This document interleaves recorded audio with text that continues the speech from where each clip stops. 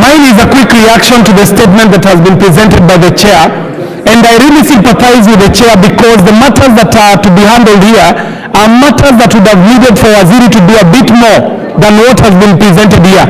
Madam Speaker, the questions that were asked by the Honorable Benjamin Gaviro Mwangi had everything to do with the fairness, especially as concerns Nairobi constituencies. And Madam Speaker, this response just falls short of insulting the members of Nairobi, because it is just making what we would call just general statements, Madam Speaker, in response to a very critical question.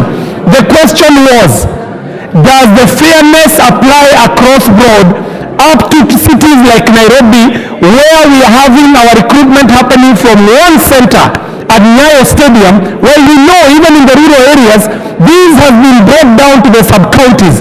Madam Speaker, Nairobi has very interesting dynamics. For example, anybody can carry an ID that claims that they belong, that they picked it up maybe in Kibra or Karioko or elsewhere. But that does not tell us which constituency they come from.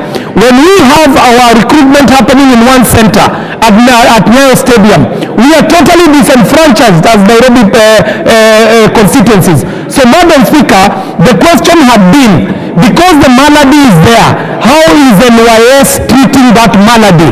Not telling us that the process was fair, while we know it was not fair and it was not equitable for the Nairobi the youth in Nairobi. So we want to know, how will it be sub-county centered in Nairobi and not the generalities that have been given here, Madam Speaker? Thank you very much. Okay, you've made your point. The Honourable Member for Bitu Zalachi, Honourable Bitu Zalachi.